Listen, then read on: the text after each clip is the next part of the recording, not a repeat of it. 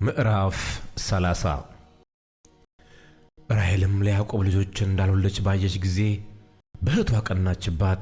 ያዕቆብንም ልጅ ስጠኝ፣ ይህስ ካልሆነ እሞታለሁ አለችው።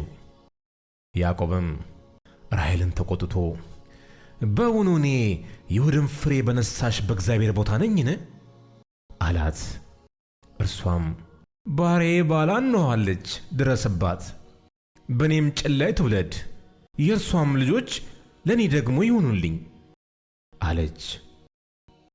ባሪያዋን ባላን ሚስት ትሆነው ዘንድ ለእርሱ ሰጠችው።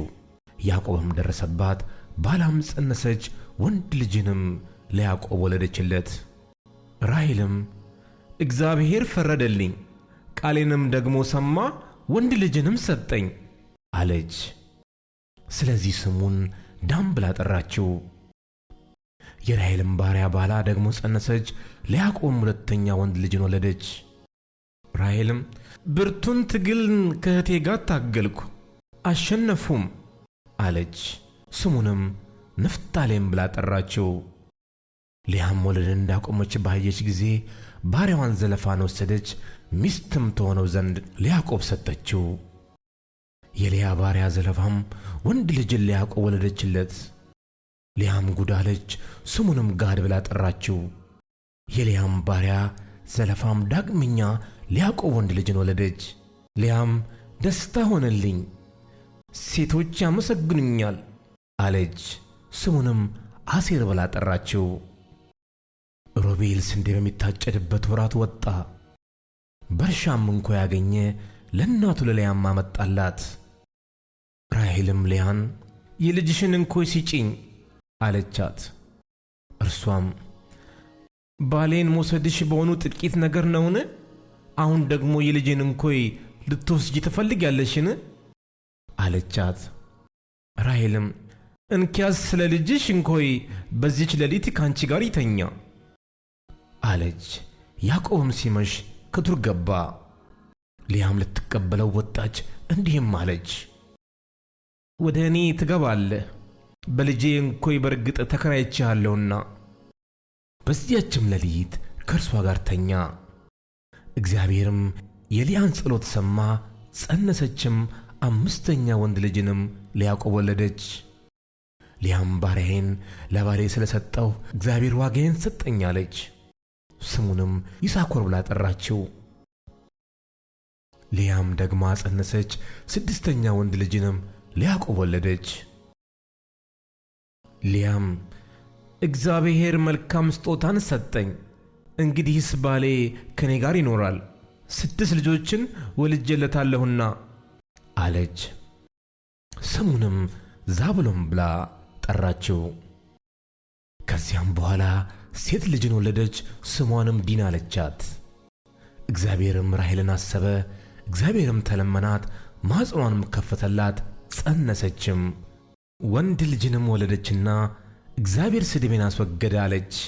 ስሙንም እግዚአብሔር ሁለተኛ ወንድ ልጅን ይጨምርልኝ ስትል ዮሴፍ ብላ ጠራችው።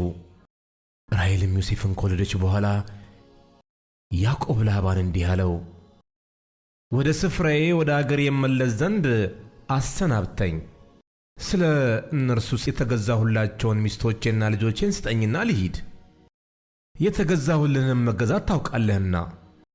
ላባም በዓይን ፊት ሞገስን ማገኝ ብሆንስ ከዚሁ ተቀመጥ፣ እግዚአብሔር ባንተ ምክንያት እንደ ባረከኝ ተመልክቻለሁና አለው። ደሞዝህን ንገረኝ፣ እርሱንም እሰጥሃለሁ አለ። እርሱም አለው፣ እንዴት እንዳገለገልኩህ ከብትህንም እንዴት እንደጠበቅሁልህ አንተ ታውቃለህ። ከእኔ መምጣት በፊት የነበረ ጥቂት ነበርና ዛሬም እጅግ በዛ። ወደ አንተ በመምጣቴም እግዚአብሔር ባረከህ። አሁንም እኔ ደግሞ ለቤቴ የምሠራው መቼ ነው? እርሱም የምሰጥህ ምንድን ነው አለ። ያዕቆብም አለው፣ ምንም አትስጠኝ፣ ይህንንም ነገር ብታደርግልኝ እንደገና በጎችህን አበላለሁ እጠብቃለሁም። ዛሬ በመንጎቼ በኩል አልፋለሁ፣ በዚያም ከበጎች መካከል ዥንጉርጉርና ነቁጣ ያሉበትን ጥቁሩንም በግ ሁሉ ከፍየሎችም ነቁጣና ዥንጉርጉር ያሉበትን እለያለሁ፣ እነርሱም ደሞዜ ይሆናሉ። ስለዚህም በፊትህ ያለውን ደሞዜን ለመመልከት በመጣ ጊዜ ወደፊት ጻድቅነቴን ይመሰክርልኛል። ከፍየሎች ዥንጉርጉርና ነቁጣ የሌለበት ከበግ ጠቦቶችም ጥቁር ያልሆኑ ሁሉ እርሱ በእኔ ዘንድ ቢገኝ እንደ ተሰረቀ ይቆጠርብኝ። ላባም እነሆ እንደ ቃልህ ይሁን አለ። በዚያም ቀን ከተባቶቹ ፍየሎች ሽምልምሌ መሳይና ነቁጣ ያለባቸውን፣ ከእንስሶቹም ፍየሎች ዥንጉርጉርና ነቁጣ ያለባቸውን፣ ነጭ ያለበትን ማንኛውንም ሁሉ ከበጎቹም መካከል ጥቁሩን በግ ሁሉ ለይቶ ለልጆቹ ሰጣቸው። በእርሱና በያዕቆብ መካከልም የ3 ቀን መንገድ ያህል አራቃቸው። ያዕቆብም የቀሩትን የላባ በጎች ይጠብቅ ነበረ። ያዕቆብም ልብን፣ ለውዝ፣ ኤርሞን ከሚባሉ እንጨቶች እርጥብ በትርን ወስዶ በበትሮቹ ውስጥ ያለውን ነጭ እንዲታይ ነጭ ሽመልመሌ አድርጎ ላጣቸው። የላጣቸውንም በትሮች በጎቹ ውኃ ሊጠጡ በመጡ ጊዜ በውኃ መጠጫው ገንዳ ውስጥ በበጎቹ ፊት አኖራቸው። በጎቹ ውኃ ሊጠጡ በመጡ ጊዜ ይጎመጁ ነበር። በጎቹም በትሮቹን አይተው ከመጎምጀታቸው የተነሳ ጸነሱ። በጎቹም ሽምልምሌ መሳይና ዥንጉርጉር ነቁጣም ያሉበትን ወለዱ።